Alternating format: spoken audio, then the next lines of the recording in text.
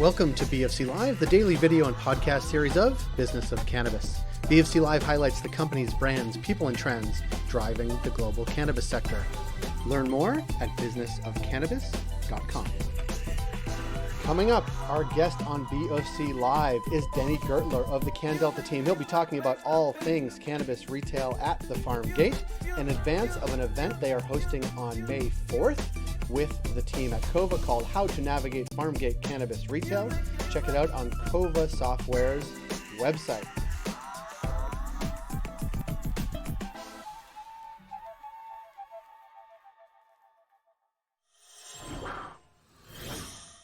Denis Gertler, thanks for being here on a Monday morning. Jay, always a pleasure. It's spring is upon us in Ontario, and that's a lead-in because last week we learned the first, let's call it cannabis Farmgate store had opened, Thrive Cannabis. And I think there may be one other. Last time we talked to someone from CannDelta, we connected with Vanessa, who talked sort of big picture, what Farmgate is allowed in like different provinces or not, or there's regulations or not. I want to talk to you to dive a little bit deeper about that. From your perspective, like what is cannabis Farmgate? And then we'll go to like what it actually means for consumers and for stores and for producers. Okay, well, Jay, it's timing couldn't be better, as you pointed out. In fact, I think the Thrive opening is historic because in my checking, I do not think there is another true Farmgate store open. Even though there might be some that are Farmgate-like. But actually, you know, even in Saskatchewan, I was speaking to the Saskatchewan government there, and they couldn't think of one. And they have the most permissive policies of any jurisdiction. So I think it's unlikely. Like Thrive is probably the first. But let me try and explain what I think a Farmgate store is. So, you know, first of all, there's a lot of confusion around this. You know, people are thinking, is it a type of store? Is it a consumer experience? Is it a business concept? You know, what is it exactly? So I went back to the legislation, as I want to do, and discovered there's no explicit mention in the Cannabis Act. Section 69 talks about possession, sale, and distribution, which is permitted if authorized by a province. So then that kind of pushes it back to the province. And as we know, each provincial scheme is very different. So that means every retail Farmgate operation is likely to be different too. Standard and microprocessors with the sales amendment may sell cannabis to recreational consumers as a baseline, but that's all it says, right? There has been some talk about in BC, which hasn't formulated a policy yet, of allowing nurseries to sell clones and seeds maybe, or plants. But that policy has not yet been developed, and it's probably a year out. BC hates to rush. I guess. But for the sake of this discussion, let's call it a provincially authorized retail store owned by a federally licensed producer selling their own cannabis products and accessories next to their own production facility. I like it. That's a pretty good description. Thank you.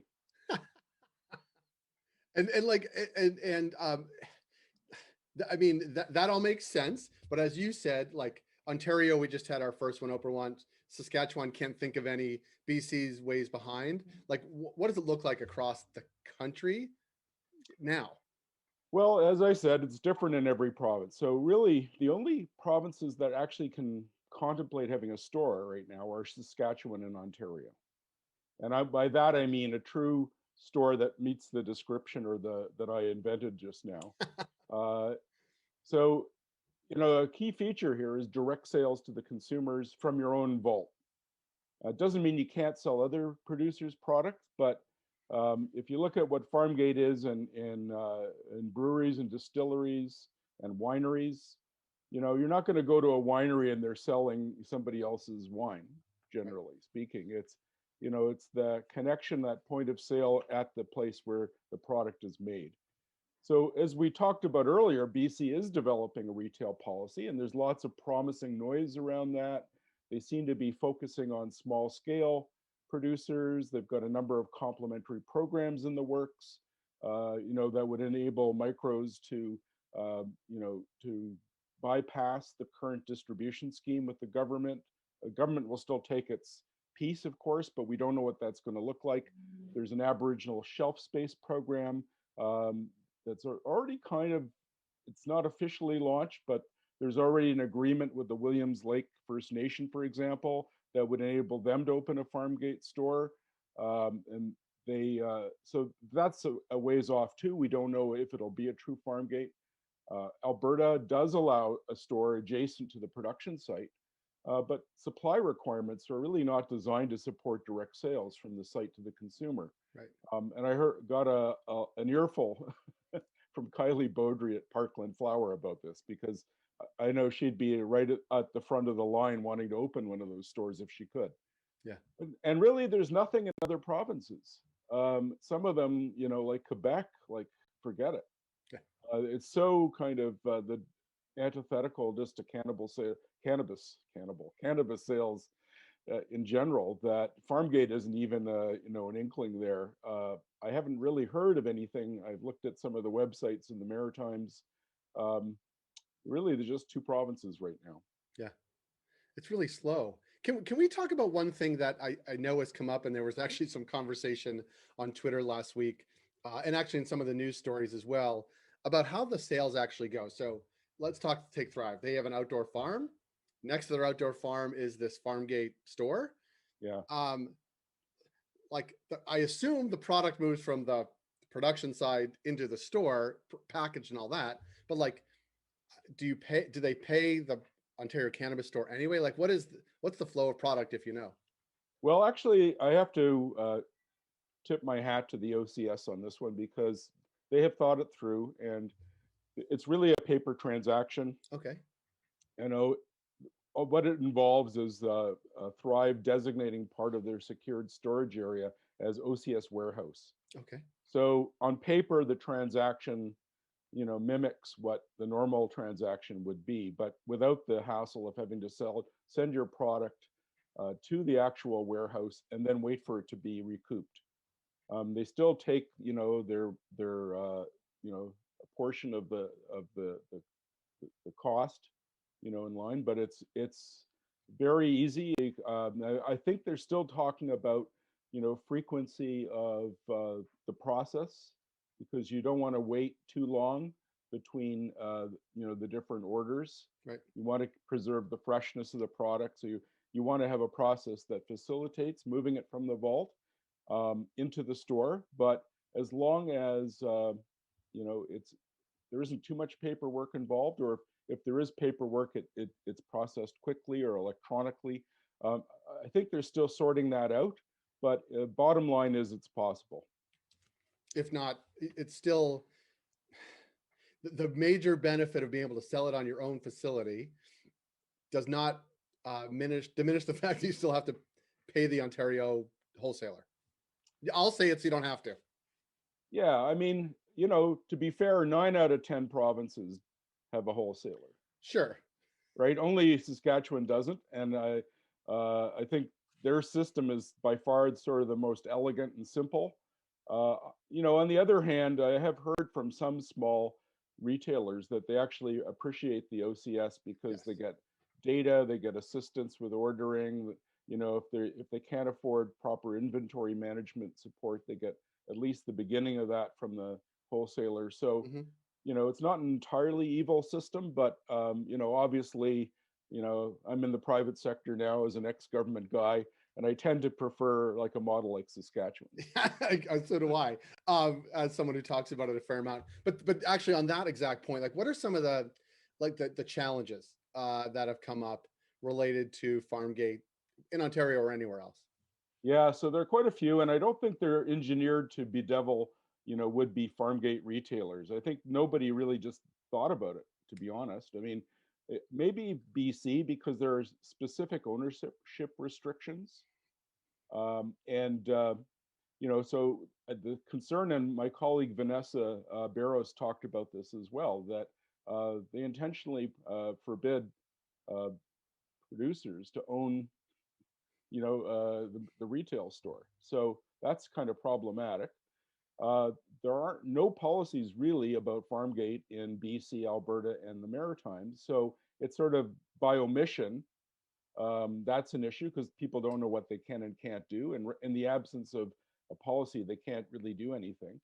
Um, Alberta at first blush looks supportive, but there are no restrictions on ownership, for example, there. You can be an LP and own multiple stores in the province. And there are a couple that do that have stores in the West Edmonton Mall, for example. But the supply arrangements make it very difficult to have a farm gate. So if you're a large LP, the way I understand it is you have to ship your product to the same organization that is actually the regulator as well. So I won't talk about that aspect, but and then you got to wait for it to come back. I gather there's some sort of an internal lottery system, so you don't necessarily get back what you request. It goes into the system. Now that may not be a problem if you're sending in a large order, but if you're a micro, I've had one micro owner in Alberta tell me that she can't run a Farmgate store like that because if she sends 50 cases of cannabis to the wholesaler, she might get 2 back, and saying nothing of how long that's going to take. Right. So It's the not predictability. Designed. Now, the Alberta government claims they're studying other jurisdictions. I've called them 3 times. They never returned my calls. So I don't know what's up their sleeve. People in the actual public service there have been very responsive to our inquiries, but they're not in a position to opine on this because nobody really knows, right? There are a number of other issues too. I mean, zoning, like let's not forget the municipal government, whether it's a rural or an urban location, might make it difficult or impossible to have a farm gate facility. And let's face it, I think when a lot of the LPs set up themselves, they're in light industrial areas quite often. They're not exactly the best places for retail activity. They may be miles away from another retail zone, or they may be, distance in some fashion. There's certainly unlikely to be any foot traffic. So, that in itself is an issue, perhaps. Sometimes there is the possibility of a variance to the zoning, but there's a lot of misunderstanding in some municipalities. Some think that, they want to see a license, a production license first, not realizing that the facility has to be completely built out before they get licensed. Right. So people in that situation are caught in a bit of a catch-22. Requirements for standalone stores themselves may be prohibitive for micros. So, they already have a facility with cameras and security, but now they've got to, set up another standalone store with cameras and all the other security requirements. And they just feel that financially it's prohibitive. Insurance costs, let's talk about that. It's below the rate, it's below the tip of the iceberg in a way, but recall insurance can be very expensive. So even in Ontario, where they reduced it to $5 million about a year ago, not even a year ago, for a micro, that translates to about $70,000 a year or so, or and up. What else? Lack of a coherent business model itself. So let's forget about blaming government, wholesalers, politicians. Let's look at the business model. I mean, I think a lot of the early ROLs that were given in Ontario were to producers who may not have completely thought that through, because some of them have paused their journey to a farm gate. I mean, why are you opening a farm gate? What's the value of it for you as a company? And it may be entirely different. Thrive really has thought it through. They really, wanted to open something genuine that was in a rural setting. They have actually, maybe you've seen them in their LinkedIn post, this old truck from the 40s with mud on the wheels with an old-fashioned sign in front of their facility. When you go there, there's outdoor growing, within sight of the Farmgate store. Like it evokes the whole concept of being on a farm, which it is.